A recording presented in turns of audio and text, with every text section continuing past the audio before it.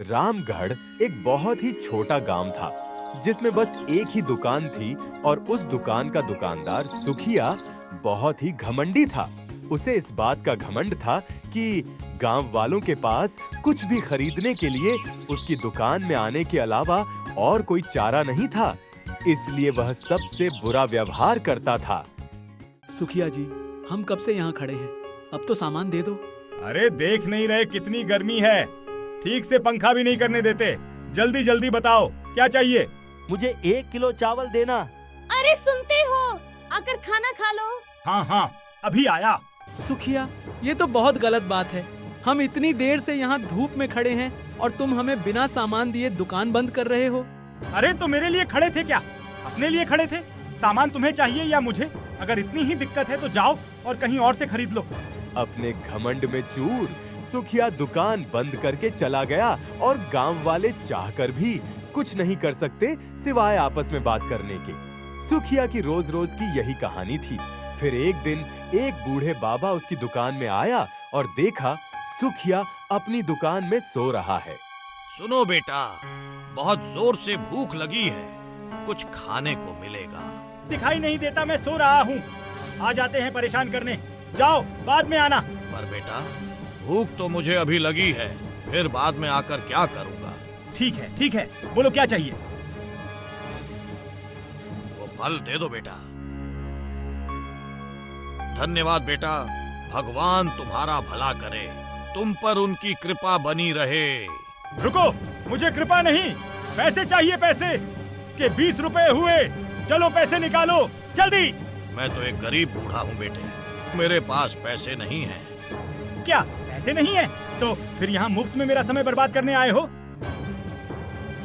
चलो जाओ यहाँ से, पता नहीं कहाँ कहाँ से चले आते हैं। पैसे ना मिलने पर सुखिया गुस्सा हो गया और बिना सोचे समझे बाबा से अपने फल छीन लिए और उसे वहां से जाने को कहा। तभी पीछे से मनोज आ रहा था और उसने सुखिया को ऐसा करते हुए देखा और तुरंत वहां गया। रुको सुखिया, तुम क्या कर रहे हो?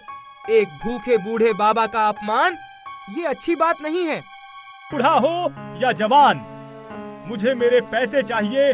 मैंने यहाँ कोई धर्मशाला नहीं खोल रखी जो मुफ्त में अपना सामान बांटता चलूं।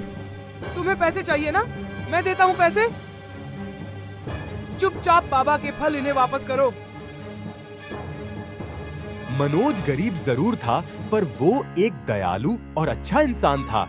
उसने सारे पैसे देकर सुखिया से फल खरीद लिए और वो फल बाबा को दे दिए। तुम बहुत भले इंसान हो बेटा, पर तुमने तो तुम्हारे सारे पैसे इसे दे दिए। अब तुम क्या करोगे? मेरा ध्यान ऊपर वाला रखेगा बाबा। आप भूखे हो, इस पैसे की ज्यादा जरूरत आपको है। आप ये फल खाइए। भगवान तुम्हारा भला करे, तुम्हें तुम्हारे अच्छे कर्मों का फल बहुत जल्दी मिलेगा। धन्यवाद बाबा। तुम्हारा कल्याण हो। बूढ़े बाबा वहां से मुस्कुराते हुए चले गए, पर किसी को ये पता नहीं बूढ़े बाबा कोई मामूली बाबा नहीं थे, बल्कि एक सिद्ध साधु बाबा थे जिसने मनोज के बर्ताव से खुश होकर उसे आशीर्वाद दिया। और जब मनोज वहां से कुछ ही दूर गया तो उसे एक पेड़ के नीचे एक पोटली मिली जिसके अंदर कुछ चमक रहा था। ये क्या है? इतने सारे सोने के सिक्के, पता नहीं ये किसका है। अरे कोई है? ये पोटली किसका है? कोई है? मनोज ने इधर उधर बहुत खोजा, पर उसे दूर दूर तक कोई नजर नहीं आया। मनोज समझ गया कि जैसा कि बाबा ने उसे कहा था, शायद यही उसके अच्छे कर्मों का फल है। लगता है ये बाबा का चमत्कार है। उन्होंने जाते जाते मुझसे कहा था कि मुझे मेरे अच्छे कर्मों का फल जल्दी ही मिलेगा। मनोज सोने के सिक्के से भरी पोटली लेकर वहां से चला गया और उसे बेचकर जो भी पैसे उसे मिले उसे उसने गांव में एक नई दुकान खोली, जिससे लोगों को सुखिया जैसे घमंडी दुकानदार से छुटकारा मिल पाए।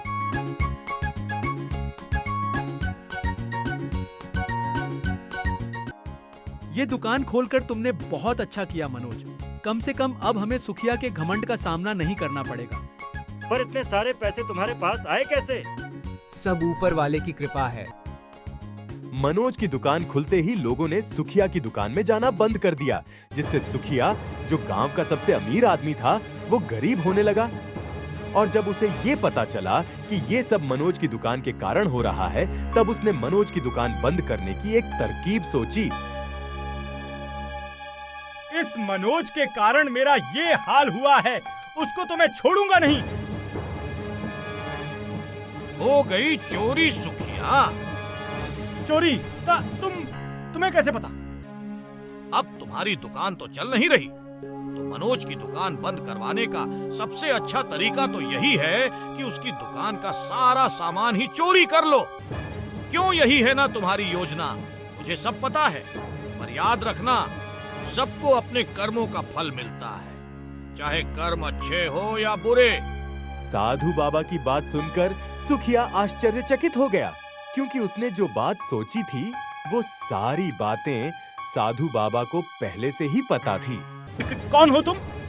मैं हूँ महर्षि मलकम। उस बूढ़े बाबा की असलियत जानकर सुखिया के होश उड़ गए, क्योंकि ये कोई मामूली इंसान नहीं, बल्कि परम सिद्ध और चमत्कारी महर्षि मलकम थे, जिनके पास बहुत सारी शक्तियां थीं। मुझे माफ कर दीजिए महर्षि, बहुत बड़ी गलती हो गई मुझसे, जो आपको पहचान नहीं पाया और आपका अपमान किया। मैं हूँ या कोई और, तुम्हें किसी का अपमान करने का हक नहीं है सुखिया। अपने घमंड में तुम इतने चूर हो गए कि लोगों का अपमान करना तुम्हारी आदत बन गई। वहीं मनोज गरीब होते हुए भी अपनी हैसियत से बढ़कर भी लोगों की मदद करने से पीछे नहीं हटता।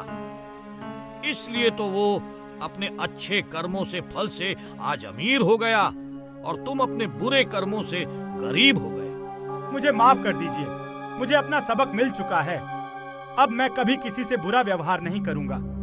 ठीक है, इस बात को याद रखना, और मनोज की दुकान का सारा सामान वापस रख दो। जो आज्ञा बाबा, आपका बहुत बहुत धन्यवाद। महर्षि मलकम वहां से गायब हो गए, और सुखिया को उसका सबक मिल चुका था। उसने तुरंत चुराया हुआ सामान मनोज के दुकान में रख दिया और वहां से चला गया। उसके बाद सुखिया का घमंड हमेशा के लिए खत्म हो गया। धीरे धीरे उसके अच्छे व्यवहार के कारण लोग फिर से उसकी दुकान में आने लगे, और अब रामगढ़ में 2-2 दुकान थे।